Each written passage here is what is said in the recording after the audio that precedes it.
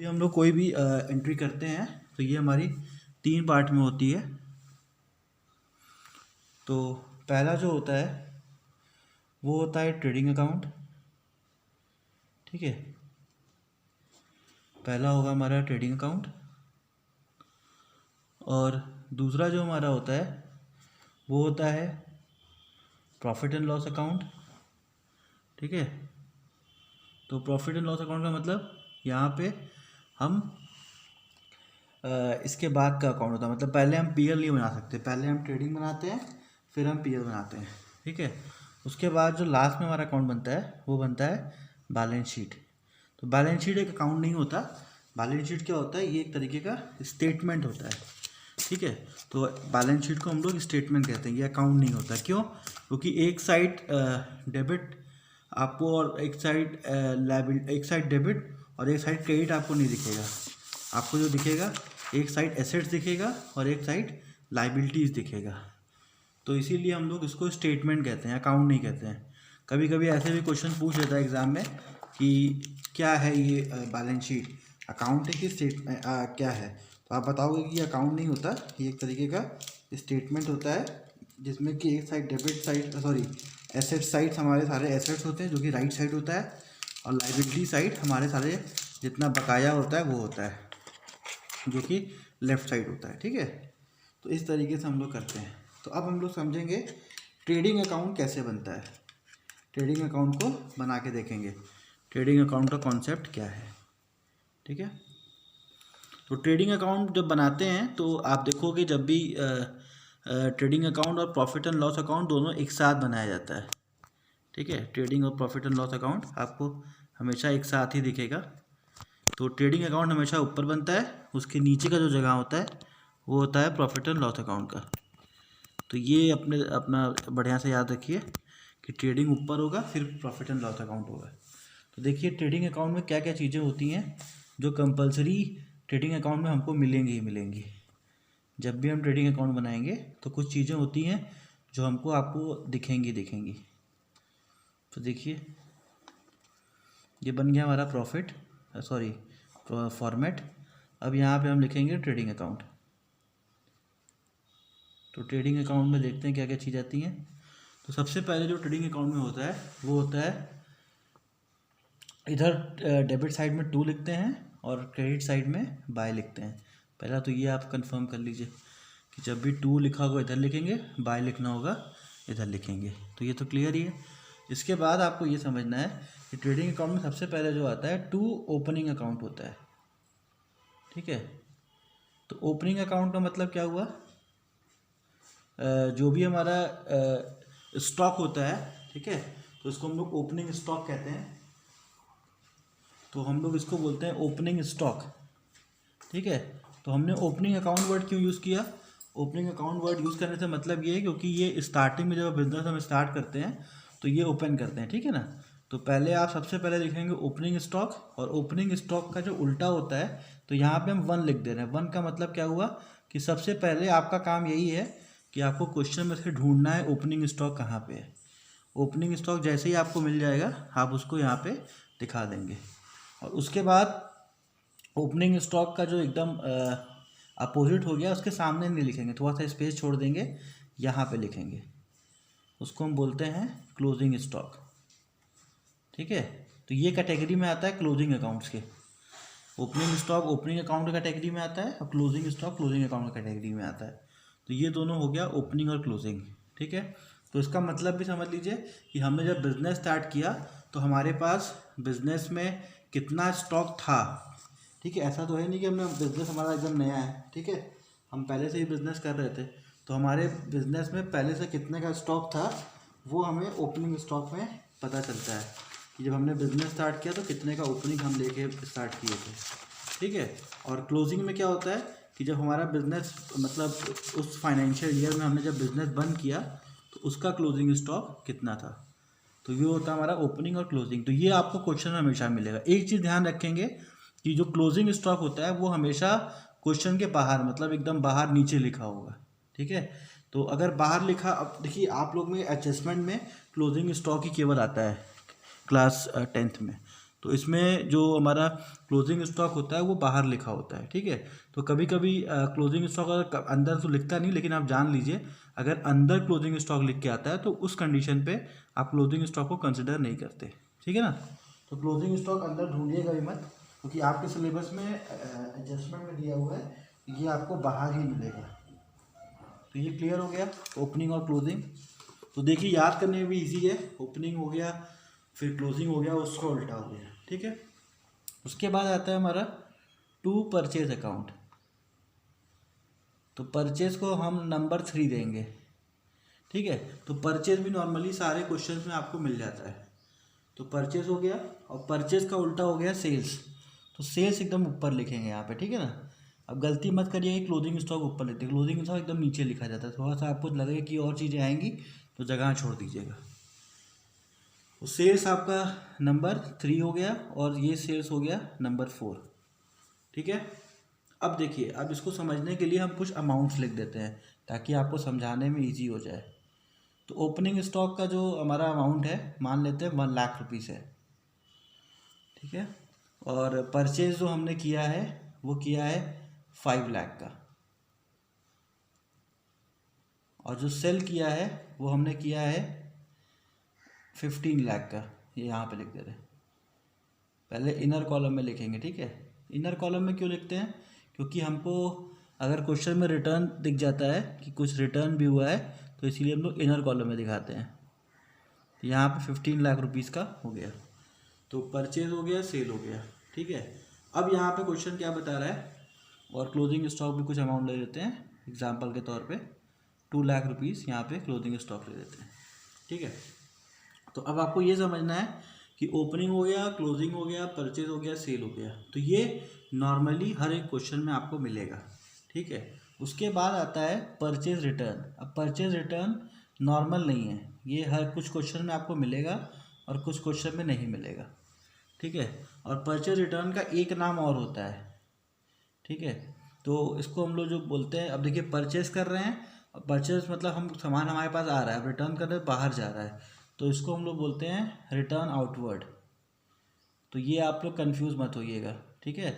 अगर return outward word use किया है तब आपको एज अ परचेज में ही आपको इसमें दिखाना है, मतलब एज अ परचेज रिटर्न ही दिखाना है। तो परचेज रिटर्न जो होता है वो हमेशा माइनस होता है। तो मान लीजिए 50,000 का परचेज रिटर्न है, या फिर उसको रिटर्न आउटवर्ड ही कर सकते हैं। तो हमारा यहाँ पे आंसर आएगा 4,50,000 रुपीज़। और अगर मान लीजिए आपके क्वेश्चन ने परचेज रिटर्न या फिर रिटर्न आउटवर्ड नहीं दिया है, तब कोई दिक्कत नहीं, आप डायरेक्टली 5 लाख रुपीज़ यहाँ लिख सकते हैं। और अगर रिटर्न दिया है तब तो आपको यहाँ पे माइनस करके इनर कॉलम में फिर आउटर कॉलम में लेके जाना होगा, ठीक है। अब आते हैं हम लोग सेल्स में। सेल्स में भी सेम प्रोसेस चलेगा। तो सेल्स में हम लोग माइनस करेंगे सेल्स रिटर्न, यहाँ पे सेल्स रिटर्न फुल लिखेंगे आप, ठीक है। फिर उसके बाद यहाँ पे रिटर्न आउटवर्ड है तो यहाँ पे हो जाता है रिटर्न इनवर्ड, ठीक है। तो रिटर्न वर्ड यूज़ करेगा, कैरिज आउटवर्ड कैरिज इनवर्ड से कंफ्यूज मत होइएगा। कैरिज आउटवर्ड कैरिज इनवर्ड खर्चा होता है, ठीक है, तो वो अलग चीज़ हो गई। आप ध्यान से क्वेश्चन पढ़िएगा, रिटर्न आउटवर्ड रिटर्न इनवर्ड लिखा रहेगा। इसको कैसे पहचानते हैं, देखिए रिटर्न आउटवर्ड मतलब सामान बाहर जा रहा है, तो कौन सा सामान बाहर जाएगा, जो हमने परचेज किया वही तो बाहर जाएगा, तो हम लोग उसको बोलते हैं रिटर्न आउटवर्ड, ठीक है। और रिटर्न इनवर्ड में क्या होगा, हमने जो बेचा है वो वापस आएगा, तो हमारे पास गुड्स वापस अंदर आ रहा है, तो इसीलिए उसको रिटर्न इनवर्ड कहते हैं। तो आप अगर इसको समझ भी लेंगे तब भी आपका मार्क्स मतलब क्वेश्चन गलत नहीं होगा, ठीक है। तो अब यहाँ पे हम मान लेते हैं 1 लाख रुपीज़ का हमारा रिटर्न इनवर्ड है। तो 1 लाख माइनस करेंगे तो टोटल आंसर हमारा आ जाएगा यहाँ पे 14 लाख रुपीज़। तो ये हमने लिख दिया। तो ये सब चीज़ें आपको कॉमन मिलेंगी, बस रिटर्न का है, कुछ क्वेश्चन में रिटर्न देता है और कुछ क्वेश्चन में रिटर्न नहीं देता है। तो आपको ये ध्यान से क्वेश्चन पढ़ना पड़ेगा कि रिटर्न वाला क्वेश्चन आपका है कि नहीं है, ठीक है। अगर रिटर्न वाला क्वेश्चन रहेगा तो आप रिटर्न कर देंगे, नहीं तो कोई बात ही नहीं है। तो ये हो गया। अब देखिए ट्रेडिंग अकाउंट का ऑब्जेक्टिव क्या होता है, हम ट्रेडिंग अकाउंट बनाते क्यों हैं। ट्रेडिंग अकाउंट बनाते हैं ताकि जो हमारा मैन्युफैक्चरिंग हो रहा है, ठीक है, ज़्यादातर मैन्युफैक्चरिंग कंसर्न या फिर आपको बताया ना कि जो वो होते हैं सोल प्रोप्राइटरशिप वाले होते हैं, वही ट्रेडिंग अकाउंट बनाते हैं। तो अब ट्रेडिंग अकाउंट का मेन ऑब्जेक्टिव क्या होता है, जो भी हमारे डायरेक्ट एक्सपेंसेस हैं, ठीक है, जितना भी हमारा डायरेक्ट एक्सपेंसेस है उसको हम दिखा सकें। डायरेक्ट एक्सपेंसेस का मतलब क्या होता है, जैसे कोई फैक्ट्री में लेबर काम कर रहा है, ठीक है, तो लेबर जो काम कर रहा है वो फैक्ट्री में डायरेक्टली उस चीज़ में इन्वॉल्व है। उस चीज़ में इन्वॉल्व है मतलब मान लीजिए हमारी बिस्किट की कंपनी है, तो बिस्किट की कंपनी में अब बिस्किट बनाने के लिए जो हमारा लेबर है वो डायरेक्टली इन्वॉल्व है, लेकिन अब जो बेचने वाला आदमी है वो डायरेक्टली इन्वॉल्व नहीं है मैन्युफैक्चरिंग में। वो क्या करता है, वो हमारा बिस्किट बेचता है, ठीक है, तो उसको हम लोग इनडायरेक्ट खर्चा बोलेंगे। मतलब एक्सपेंसेस यहाँ पे दो तरीके के होंगे, एक होगा डायरेक्ट, एक होगा इनडायरेक्ट, ठीक है।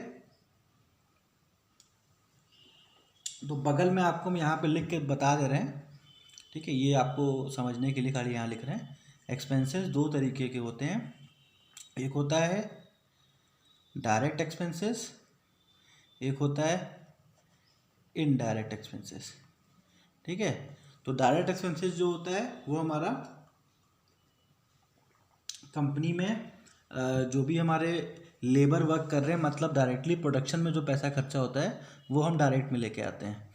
और इनडायरेक्ट में मतलब सेलिंग एक्सपेंसेस हो गया, ठीक है, या फिर हमने सेल्समैन को पैसा दिया, तो वो सब हमारा इनडायरेक्ट में आएगा, ठीक है। तो जितना भी डायरेक्ट एक्सपेंसेस होता है वो जाता है ट्रेडिंग अकाउंट में। तो इस तरीके से आपको याद रखना है, मतलब जितना भी डायरेक्ट एक्सपेंसेस ट्रेडिंग में जाता है, मतलब फैक्ट्री से रिलेटेड जितने खर्चे हैं, तो ये भी आप लर्न कर सकते हैं कि फैक्ट्री रिलेटेड जितने खर्चे हैं वो सब हमारा ट्रेडिंग अकाउंट में जाएगा, ठीक है। तो अब यहाँ पे फैक्ट्री से रिलेटेड खर्चे क्या क्या हैं अब उसको देखेंगे। तो टू वेजेस, हमने वेजेस पे किया अपने लेबर्स को, ठीक है, तो वेजेस हमने टोटल सारे लेबर्स को मिला के पे किया 1,00,000 रुपीज़, तो ये हमारा डायरेक्ट एक्सपेंसेस है, तो हमारा ट्रेडिंग में जाएगा, ठीक है। उसके बाद दो खर्चे आते हैं, कैरेज इनवर्ड, कैरेज आउटवर्ड। तो दोनों ही खर्चे हैं। एक कैरेज इनवर्ड का मतलब क्या होता है, सामान खरीदते समय जो हमने पैसा दिया उसको हम बोलते हैं कैरेज इनवर्ड।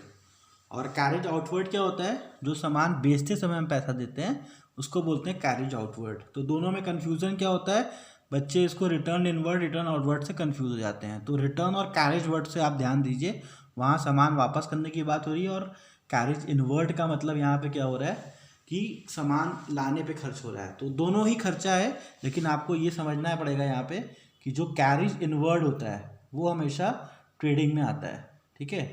क्यों, क्योंकि जो भी सामान हम खर्चा कर रहे हैं सामान खरीदते समय वो सब हमारी कॉस्टिंग में जुटता है, तो इसीलिए कैरेज इनवर्ड ट्रेडिंग में आएगा और कैरेज आउटवर्ड जाएगा प्रॉफिट एंड लॉस। मतलब कैरेज इनवर्ड डायरेक्ट एक्सपेंसेस हो गया, कैरेज आउटवर्ड इनडायरेक्ट एक्सपेंसेस हो गया। तो आपको ये कॉन्सेप्ट को याद रखना है। उसके बाद आते हैं नेक्स्ट, हम कैरेज इनवर्ड हो गया। अब इसके बाद और क्या कॉमन खर्चे हैं जो हमको मिलते हैं। अब आ गया फैक्ट्री लाइटनिंग, ठीक है। तो फैक्ट्री लाइटनिंग, अब देखिए फैक्ट्री वर्ड जितना यूज़ करेगा फैक्ट्री लाइटनिंग, और या फिर आ गया कोल। अब कोल हम ऑफिस में तो यूज़ करेंगे नहीं, कोल हो गया, फ्यूल हो गया, तो ये सब खर्चा आपका इसमें जाएगा, सब फैक्ट्री का खर्चा है, ठीक है। और केवल लाइटनिंग दिया है तब क्या करेंगे, केवल लाइटनिंग दिया है तो हम मान लेंगे ये ऑफिस का खर्चा है, ठीक है। तो ये ध्यान रखिएगा, अगर केवल लाइटनिंग दिया है तो आप मान लोगे कि वो ऑफिस का खर्चा है, ठीक है, तो उसको आप ऑफिस में दिखा दोगे। और अगर फैक्ट्री लाइटनिंग दिया है और केवल कोल दिया है, केवल फ्यूल दिया है, तो ये सब कोल हो गया, फ्यूल हो गया, फैक्ट्री में यूज़ नहीं मानते हैं। हम लोग मान लेते हैं कि इसका जो यूज़ होता है ये टोटल हमारा फैक्ट्री में यूज़ होता है, तो उसको हम लोग उठा के ट्रेडिंग अकाउंट में लिख देते हैं। तो उसके बाद कैरेज इनवर्ड मान लेते हैं हमारा 10,000 का है, और फैक्ट्री लाइटनिंग हमारा 20,000 रुपीज़ का है, और कोल हमारा हो गया यहाँ पे 20,000 रुपीज़ का। तो टोटल हमारा ये खर्चा हो गया, ठीक है। इसके अलावा भी आपके बुक में बहुत सारे खर्चे दिए हुए हैं, तो एक बार आप रीडिंग लगा लेंगे सारे खर्चे के बारे में, ठीक है। तो उसको हम आपको ईजी करने के लिए बता दे रहे हैं। कोई भी सामान जब आप खरीदते हो, जैसे डॉक चार्जेस हो गया, ये सब क्या है कि आपने सामान खरीदते समय जो पैसा खर्च किया, तो सामान खरीदते समय जो भी आप पैसा खर्च करते हैं वो सब आपका ट्रेडिंग का पार्ट होता है। ये लाइन आप याद रखिए कि सामान खरीदते समय जितना पैसा खर्च करेंगे सब ट्रेडिंग का पार्ट होगा, और सामान बेचते समय जो पैसा खर्च करेंगे वो हमारा पीएल का पार्ट होगा। अब एक चीज़ इसमें और जो गलतियाँ होती हैं हमसे, वो क्या होती हैं, हम यहाँ साइड में लिख दे रहे हैं। कभी कभी क्वेश्चन एग्जाम में पूछ लेता है। आपको बोलेगा कि वेजेस एंड सैलरी, तो वेजेस एंड सैलरी देगा और एक क्वेश्चन देगा सैलरी एंड वेजेस। तो दोनों में डिफरेंस क्या होता है, वेजेस और सैलरी और वेजेस में, तो इसको समझ लेते हैं। तो वेजेस और सैलरी जो होता है ये हमेशा आपका जाएगा डायरेक्ट एक्सपेंसेस में। क्यों डायरेक्ट एक्सपेंसेस में जाएगा, क्योंकि इसको हम कंसिडर करते हैं कि पहले हमने वेजेस दिया है और उसी में से कुछ लोगों को सैलरी दे दिया है, ठीक है ना।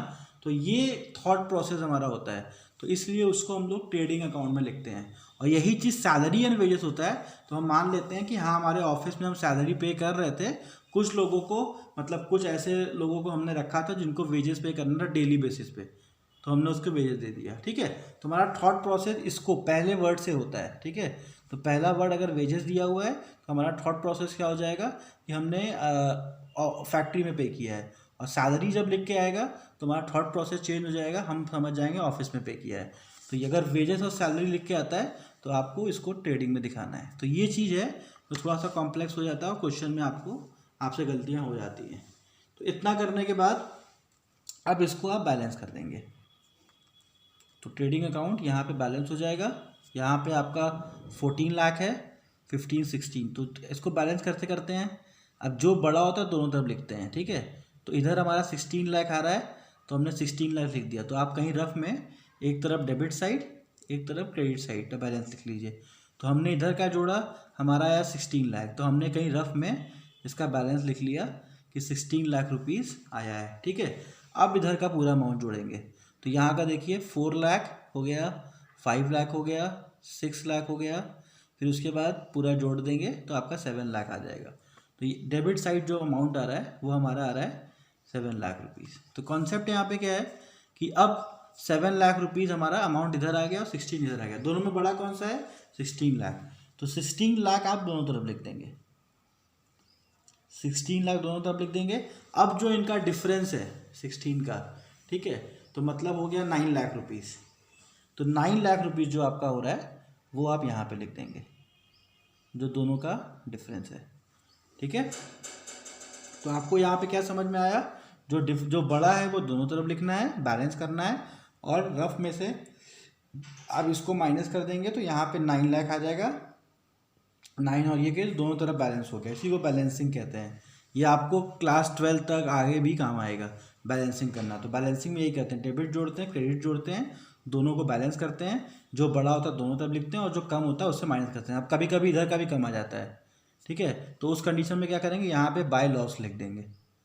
इधर होगा तो डेबिट साइड में तो प्रॉफिट लिखेंगे, इधर होगा तो लॉस। तो यहाँ पे टू ग्रॉस लॉस लिखेंगे, नेट लॉस मत लिख दीजिएगा, ग्रॉस लॉस। तो ट्रेडिंग में हमेशा ग्रॉस प्रॉफिट, तो यहाँ पे आपका ग्रॉस प्रॉफिट आ गया, ठीक है। इधर आता तो बाय ग्रॉस लॉस लिखते।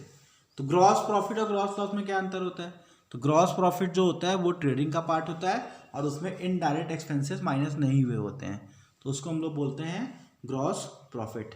और दूसरा जो हमारा ग्रॉस लॉस होता है उसमें क्या होता है कि वो हमारा पीएल का पार्ट,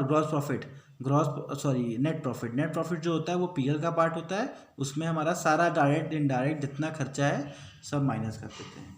तो पहले हमारा ग्रॉस प्रॉफिट आता है, उसके बाद हमारा नेट प्रॉफिट आता है, ठीक है। अब आते हैं हम लोग उसके आगे प्रॉफिट एंड लॉस। तो प्रॉफिट एंड लॉस के लिए आपको अलग से लाइन खींचने की ज़रूरत नहीं है, ठीक है। कहीं कहीं बुक में दिया रहता है कि अलग से आप लाइन बनाते हो, तो आपको अलग से लाइन नहीं बनाना है, उसी के नीचे आप बना सकते हो। बस आपको करना क्या है, जो आपने ट्रेडिंग लिखा है यहाँ पे and profit and loss account आपको लिखना होता है, trading and profit and loss account, ठीक है। यहाँ पे आप हेडिंग में डाल देंगे तो फिर आपको कोई दिक्कत नहीं है, ठीक है। और कोशिश करिएगा एक ही में बनाइएगा, क्योंकि रूल यही है। अब इसके बाद देखिए, अब टू ग्रॉस प्रॉफिट है आपका, वो इधर ट्रांसफ़र हो जाएगा, तो इसको हम बोलेंगे बाय ग्रॉस प्रॉफिट। तो ग्रॉस प्रॉफिट कितना आ गया हमारा, 9 लाख रुपीज़ का ग्रॉस प्रॉफिट इधर ट्रांसफ़र हो गया, ठीक है। तो ये सब में होगा, अगर ग्रॉस लॉस होता है तो ये इधर ट्रांसफ़र होगा, तो क्रॉस मेथड कहते हैं। ये इधर आता है और इधर वाला इधर आता है, ठीक है। तो आपको ध्यान देना होता है कि आप क्या कर रहे हो, मतलब ग्रॉस प्रॉफिट आया हुआ है, ग्रॉस लॉस आया है। तो ग्रॉस प्रॉफिट आया तो क्रॉस में इधर आएगा, ग्रॉस लॉस आया है तो क्रॉस में इधर आएगा। ठीक है, तो ये क्वेश्चन पर डिपेंड करेगा। अब आते हैं नेक्स्ट, अब इसको समझते हैं कि सर अब इधर क्या लिखना होता है हमको। तो आपका जितना इनडायरेक्ट एक्सपेंसेस है वो सब आएगा। तो पहले हम लिख दे रहे हैं सबसे पहले सैलरी एंड वेजेस, जो कि हमने अभी आपको समझाया था कि अगर सैलरी स्टार्टिंग में दिया हुआ है तो हम वहाँ पे पहले सैलरी दिखाएंगे। तो हमने पहले दिखा दिया सैलरी एंड वेजेस, तो ठीक है, सैलरी एंड वेजेस हो गया। उसके बाद क्या चीज़ें आएंगी, मान लेते हैं सैलरी एंड वेजेस हमारा 1 लाख रुपीज़ का है। उसके बाद कैरेज आउटवर्ड, कैरेज आउटवर्ड आपको बताया था ना, सामान बेचते समय जो खर्चा होता है। देखो होता क्या है, जब हम सामान बेचते हैं तो नॉर्मली 90% टाइम जो सामान खरीदता है वो पैसा खर्च करता है, ठीक है। लेकिन कुछ कंपनीज ऑफर दे देती, चलिए जो आपका खर्चा होगा हम दे देंगे। तो उस कंडीशन पे क्या होता है, हमको पैसे देने होते हैं। तो अब कैरेज आउटवर्ड क्या होता है, तो हमारा खर्चा हो जाता है। तो अब मान लीजिए हमने कैरेज आउटवर्ड में कोई पैसा दिया हुआ है, तो इसको 50,000 रुपीज़ यहाँ पर लिख दिया। तो इसमें कन्फ्यूज़न खाली यही है कि कैरेज आउटवर्ड लोग इधर लिख देते हैं, कुछ बच्चे कैरेज आउटवर्ड यहाँ पे ऊपर जो रिटर्न है वहाँ पे लिख देते हैं। तो इन सब चीज़ों से थोड़ा सा बच के रहिएगा कि आपका कॉन्सेप्ट क्लियर रहे कि कैरेज आउटवर्ड भी हमारा खर्चा है, सामान बेचते समय ये पैसा हमारा खर्च होता है, ठीक है।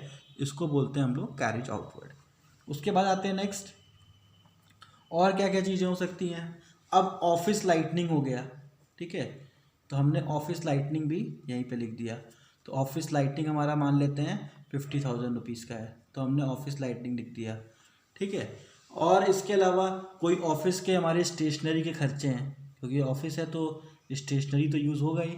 तो स्टेशनरी का क्या खर्चा है, मान लीजिए 1 लाख रुपए की स्टेशनरी लग गई, तो हमने 1 लाख रुपये स्टेशनरी का लिख दिया। तो इस तरीके के खर्चे आपको जितने अब खर्चे बच रहे हैं, जितना भी क्वेश्चन में खर्चा बचेगा सब आप उठा के यहाँ पे लिख दोगे, ठीक है। अब यहाँ पे क्या करना है आपको, अब ये मान लीजिए जितना भी इनडायरेक्ट खर्चा हुआ हमने लिख दिया, ठीक है। उसके बाद कभी कभी डेप्रिसिएशन क्वेश्चन में दे देता है। डेप्रिसिएशन क्या होता है, कोई भी एसेट्स हम यूज़ कर रहे हैं तो उसका दाम हर साल घटता जाता है, उसी को हम डेप्रिसिएशन कहते हैं। तो डेप्रिसिएशन मान लीजिए 30,000 रुपीज़, 40,000 कुछ भी है, तो आपने मान लीजिए 50,000 रुपीज़ का डेप्रिसिएशन लिख दिया, ठीक है। तो जितने भी खर्चे हो रहे हैं इधर लिख देंगे। और कभी कभी क्वेश्चन में क्या होता है, इनकम दे देता है कि हमें कोई इनकम मिला, तो इनकम इधर लिखते हैं, ठीक है।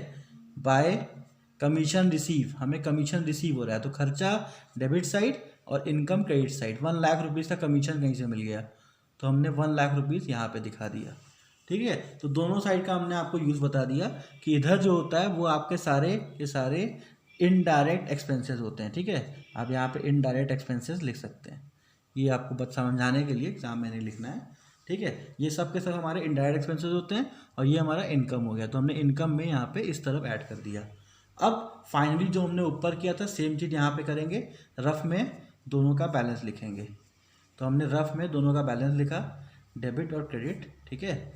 तो अब हमने इधर का जोड़ा तो हमारा आंसर आया 10 लाख रुपीज़, और अब इधर का जोड़ के देखते हैं तो 1 लाख, 2 लाख, 3 लाख, 3 लाख 50,000, तो 3,50,000 रुपीज़ हमारा इधर का आ गया। तो अब दोनों को बैलेंस करना है, ठीक है। तो दोनों को बैलेंस करने के लिए क्या करेंगे, दोनों साइड हमको 10 लाख लिखना पड़ेगा, तभी तो बैलेंस होगा। तो दोनों साइड हम यहाँ पे 10 लाख रुपीज़ लिख देंगे, तो ये हमारा बैलेंस हो गया। अब क्या करेंगे, अब इधर जो कम हो रहा है वहाँ पे 2 नेट प्रॉफिट, तो 2 नेट प्रॉफिट हमने लिख दिया। अब नेट प्रॉफिट यहाँ पे कैसे लिखेंगे, अब देखिए ये इन दोनों को इसमें से माइनस करेंगे, ठीक है। तो इसमें जो अमाउंट हमारा आएगा वो टोटल आ जाएगा 6,500 रुपीज़, ठीक है, सॉरी 6,50,000 रुपीज़। तो 6,50,000 रुपीज़ आप यहाँ पे नेट प्रॉफिट लिख देंगे, क्लियर है। अब चलते हैं और आगे, इसके बाद बनता है आपका बैलेंस शीट। बैलेंस शीट में देखिए क्या क्या चीज़ें होती हैं।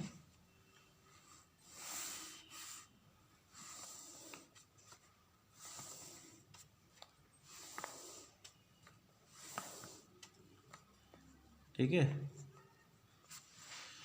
तो बैलेंस शीट में अब यहाँ पे कैसे करेंगे, तो यहाँ पे सबसे पहले हम लोग बैलेंस शीट में लिखते हैं 2 कैपिटल अकाउंट, ठीक है। तो टू कैपिटल अकाउंट क्या होता है, ये क्वेश्चन में आपको दिया रहेगा कि कितना पैसा बिजनेस में लगाया गया है, ठीक है। तो कैपिटल अकाउंट को उठा के लिख लेंगे। मान लेते हैं कैपिटल हमारा 5 लाख रुपीज़ का कैपिटल बिजनेस में लगाया गया था, ठीक है। अब उसमें क्या करते हैं, प्लस कर देते हैं नेट प्रॉफिट। तो नेट प्रॉफिट जो आपका इसमें आंसर आया हुआ है उसी को देख के आप प्लस कर देंगे। तो आपका आंसर आया हुआ है 6,50,000 रुपीज़। तो आपने इसको नेट प्रॉफिट देख के लिख दिया। तो टोटल जो आपका कैपिटल हो गया, पहले 5 लाख था और 6,50,000 हमारा बढ़ गया, तो 11,50,000 रुपीज़ का हमारा टोटल यहाँ पे प्रॉफिट हो गया, ठीक है। अब क्या करेंगे, अब लाइबिलिटी में और क्या लिखते हैं, लाइबिलिटी में लिखते हैं, सॉरी यहाँ पे 2 नहीं लिखना है आपको, यहाँ पे 2 बाई नहीं होता, ठीक है। तो अब यहाँ पे और क्या चीज़ लिखते हैं, और आता है हमारा क्रेडिटर। तो क्रेडिटर का मतलब क्या होता है, जो पैसा हमको पे करना है, ठीक है, तो वो हमारा क्रेडिटर होता है। तो क्रेडिटर में अब हमारा मान लेते हैं 3,50,000 रुपीज़ का क्रेडिटर है। तो हमने क्वेश्चन से देख के लिख दिया, ठीक है। ये सब क्वेश्चन में दिया रहेगा, आपको अपने से कुछ नहीं लिखना है, क्रेडिटर आपने देख के लिख दिया, ठीक है। तो ये हमने इस साइड का लिख दिया। अब मान लेते हैं कोई बैंक लोन था हमारे ऊपर, ठीक है, तो बैंक लोन भी आपको इधर ही लिखना होता है। तो मान लेते हैं 1 लाख रुपीज़ का बैंक लोन था, तो हमने 1 लाख रुपीज़ का बैंक लोन लिख दिया। और क्या आता है, कोई आउटस्टैंडिंग एक्सपेंसेस है। आउटस्टैंडिंग एक्सपेंसेस मतलब एक ऐसा खर्चा जो हमने नहीं पे किया है, ठीक है। ऐसा कुछ अगर क्वेश्चन में दिया हुआ है तो आउटस्टैंडिंग एक्सपेंसेस को भी आप यहाँ पे ऐड कर देंगे 1 लाख रुपीज़, ठीक है। तो इतना टफ होता नहीं, लेकिन बस आपको बता दे रहे हैं कि ये पैसा देना बाकी था, इसलिए हम लाइबिलिटी में दिखा दिए हैं, ठीक है। उसके बाद आते हैं हम लोग इधर बैंक लिखते हैं या फिर कैश। बैंक कैश अलग अलग भी हो सकता है। तो बैंक कैश जो भी क्वेश्चन में दिया रहेगा उसको आप वहाँ पे लिख दोगे। मान लेते हैं 3 लाख रुपीज़ क्वेश्चन में हमारे दिया हुआ है, ठीक है। पहले इसको एक तरफ जोड़ लेते हैं। तो यहाँ पे आ जाएगा 3 1 4 1 5 लाख 6 लाख 7 लाख, मतलब 17 लाख रुपीज़ आपका टोटल यहाँ पे बैलेंस आ जाएगा। एक बार चेक कर लेते हैं, 3 1 4 5 6 7, तो 17 लाख रुपीज़ आ गया। तो आप जब भी देखोगे क्वेश्चन इस फॉर्म में दिया होता है कि 17 लाख आपका इधर भी आ जाएगा। तो मान लेते हैं मशीन दिया हुआ है क्वेश्चन में, मशीन दिया हुआ है 10 लाख रुपीज़ का, तो 10 लाख का आपने मशीन लिख दिया, ठीक है। उसके बाद जो क्लोजिंग स्टॉक होता है वो आपको यहाँ पे अपने से लिखना होता है। जो आपका क्लोजिंग स्टॉक ऊपर क्वेश्चन में दिया है तो आपने क्लोजिंग स्टॉक यहाँ पे देख के लिखते हैं, ओपनिंग नहीं लिखते हैं, ये ध्यान रखिएगा। जो बचा हुआ स्टॉक होता है वो हम लिखते हैं, ठीक है। उसके बाद बिल्डिंग मान लीजिए दिया है, ठीक है। तो यहाँ पे अब हमारा अमाउंट कितना हो गया, 10। तो ऐसा दिया रहेगा कि ऑटोमेटिक आपका दोनों साइड बैलेंस हो जाएगा, ठीक है। तो वो क्वेश्चन हिसाब से बनाया ही जाता है कि वो क्वेश्चन बैलेंस हो जाएगा, ठीक है। तो इस तरीके से आपका बैलेंस शीट बनेगा, ठीक है। तो बैलेंस शीट बनाते समय यहाँ पे आप लाइबिलिटीज़ लिखेंगे, यहाँ पे एसेट्स लिखेंगे, और balance sheet for the year ending, जो डेट आपका है, मान लीजिए 31 मार्च है, 31 मार्च 2008, तो आप ये पूरा लिखेंगे, ठीक है। तो ये सब इम्पॉर्टेंट फीचर्स हैं जो आपको लिखना ही होता है, तो ये गलत मत करिएगा, ठीक है। तो इस तरीके से ट्रेडिंग पीएल और बैलेंस शीट बनाएंगे, ये आपका 10 मार्क्स का आपके पेपर में आता है।